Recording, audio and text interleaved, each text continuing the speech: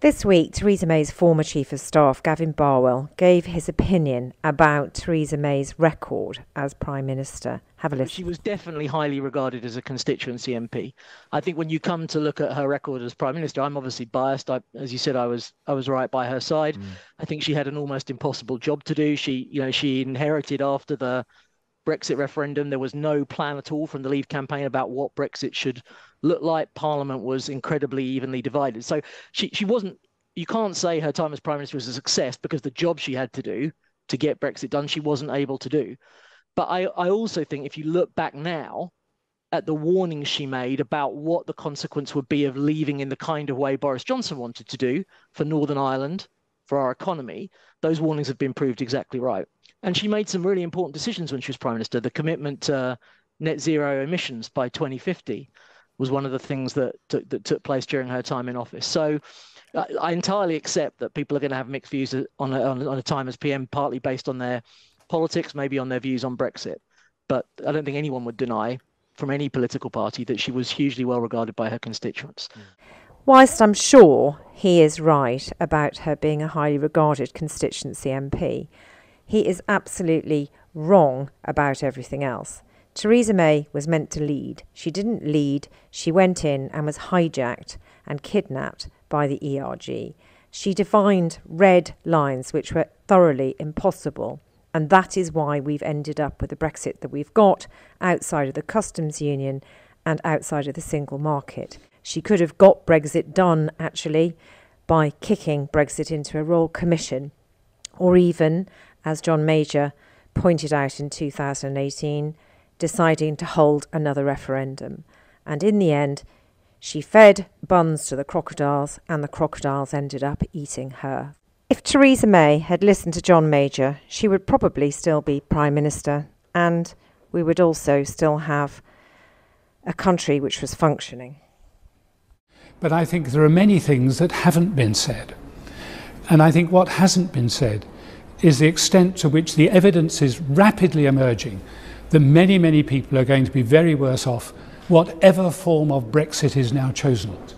Now, as the evidence emerges that every single form of Brexit that anyone has tested leaves us worse off as a country and worse off as individuals, people have to reflect and focus on what the emerging deal may actually mean to their lives. And I think if nobody tells them that, they would have every reason to feel aggrieved. Now, you said very clearly that the national interest must come above party interest.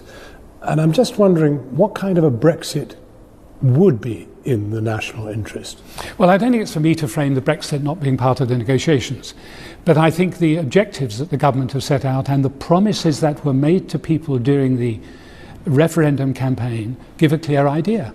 We were told during the referendum campaign that we'd have unimpeded access to the single market. Many people no doubt voted because immediately after they voted for Brexit, opinion polls said they wished to remain in the single market. Well, you can't just ignore that and say, oh no, we voted for Brexit, so therefore that must mean we leave the single market. That simply is not logical. But is there any Brexit? Is there any Brexit that could be in the national interest? There's no Brexit that will leave us as well off as we are now. I can conceive of none, and neither can any of the economic bodies that have looked at it. The IMF, the OECD, the Institute of Fiscal Studies, the National Institute for Economic and Social Research, Nobel Prize-winning economists, none of them. All of them have examined different forms of Brexit. None of them have found one that leaves any part of the United Kingdom as well off as it is today, let alone better off than it is today. So it is a lose-lose situation.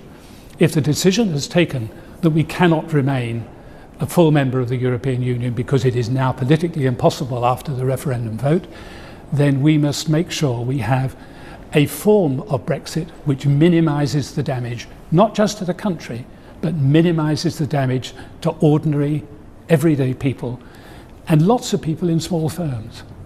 I reported you when you were Prime Minister, and I've never seen you so passionate about an issue as I see you here and now. And I'm wondering, how close to what you called national self-harm do you think this country is? Well, I think we're very close to national self-harm. I do feel very strongly about this. I remember very well where I came from. I know what it is like when the week is longer than the money. And that is going to be the position for people in the future unless we are very careful in how we negotiate this Brexit. That's not what I wish to see. I have never known our country so divided on so many issues. I have never known our institutions, whether it is the politicians or the police, as disregarded as they are at the present time. And that is immensely damaging and immensely dangerous. We cannot ignore that. We have to look at reality and we have to follow policies.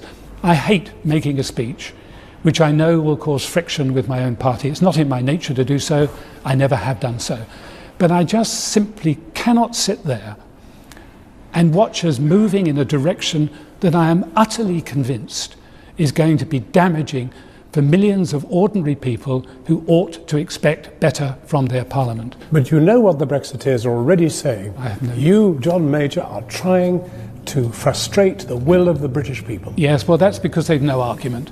The only argument they've ever got is we're frustrating the will of the British people. 37% of the British people voted to leave Europe. 63% either voted to stay or didn't vote. And since the Brexiteers spent the whole of their time talking about the sovereignty of Parliament, they can hardly object if I suggest Parliament now effectively takes control and decides at the end whether this is the right Brexit for us or not, or sends people back to renegotiate, or sends the decision off to the country in a referendum. The Brexiteers are the last people in the world in any position to argue against those points that I made this afternoon. It won't stop them, of course, but it is ludicrous of them to do so. We are an elective democracy, and you've talked already of the sovereignty of Parliament. Why are you prepared to envision a referendum, a second referendum, under certain circumstances? Why not under no circumstances? Well, I'm only prepared to do it because it would be authorised by Parliament. That was the point I definitely made, that I would prefer the matter to be solved in Parliament. But if Parliament felt, because of the divisions in the country, that they had to consult the country again, then Parliament should determine there should be a second referendum. You're still a devoted Conservative. Even when you were Prime Minister, perhaps particularly when you were Prime Minister, that split in the party was wrecking your attempts to produce all sorts of measures. Yes. Why should the country have to pay for the splits in your party?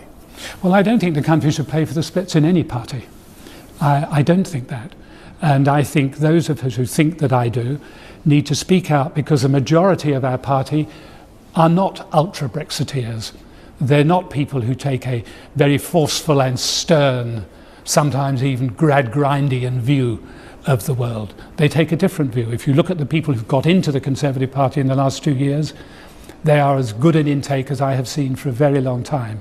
And I'm very proud that they have gone into the party that I have served all my life. But I freely admit, just as the people who are ultra-Brexiteers disagree with almost everything I say, I have very little traction with their policies. But they are, in terms of the Conservative vote in the country, a minority. And the suggestion that we should desert the party and leave the ground for them to take over is not something that appeals to me at all. You're in for trouble, you know that, don't you? I mean, there will be abuse, there will be hatred, and there will be despising comments made. Have you factored all that in? Or do you believe that there is enough of a body politic out there that in some way the equation is going to be changed by the intervention of a Prime Minister who is, after all, having to attack his successor? I was aware of how what I said would be twisted and turned and used. I'm not naive about these things. I'm not a novice. I was very well aware that that is code, but they were not my audience. They can say what they like about me. There's precious little they haven't said in the past.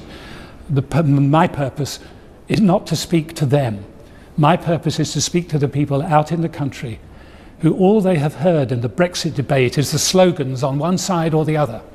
All they've heard is the philosophical arguments about taking control or being a Eurocrat and a Europhile. Whereas behind those arguments are solid, hard facts that affect people's lives. And if I can get through to some of those people, then it will have been a very worthwhile exercise from my point of view.